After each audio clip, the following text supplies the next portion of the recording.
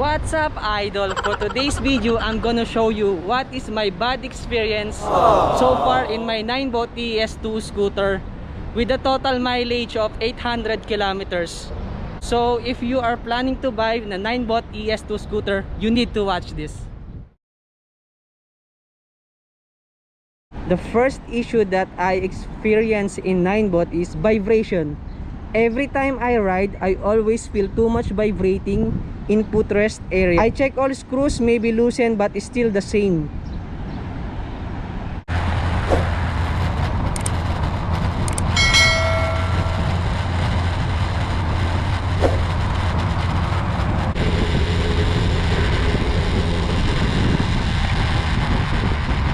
And the second is tubeless tire. Yes, the tubeless tire are good because there are no tendency to be flatten the wheels compared to air type. But the problem is here in UAE, the pedestrian lane is always like a bricks. So if I'm riding there, I can feel too much shaking.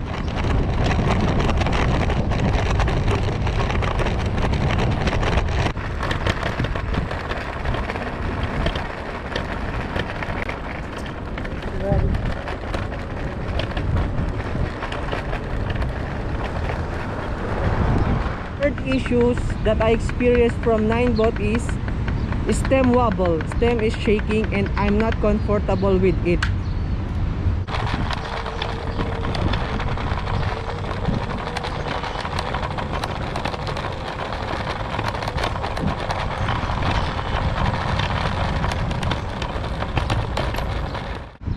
The fourth problem is front shock is too soft.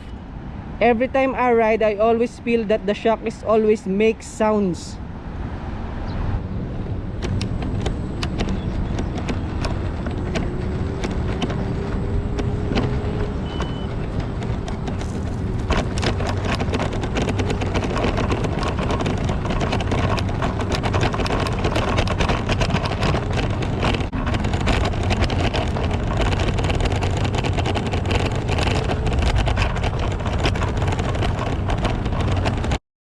And the last issue that I experienced from a NINEBOT so far is very less braking system.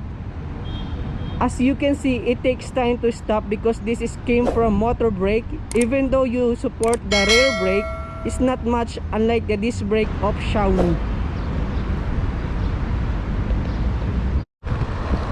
Okay, so now let's try the brake. See, as you can hear, it's too much vibrating. I don't know where it came from, but let's try the brake if it's working. See, very less brake.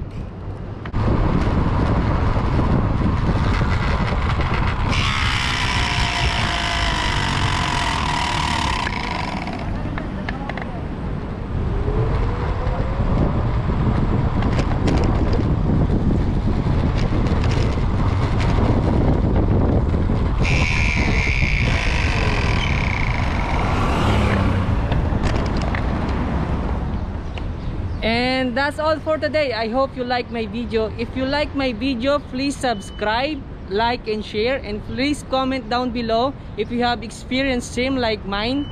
And then if you have other experience, please comment down below.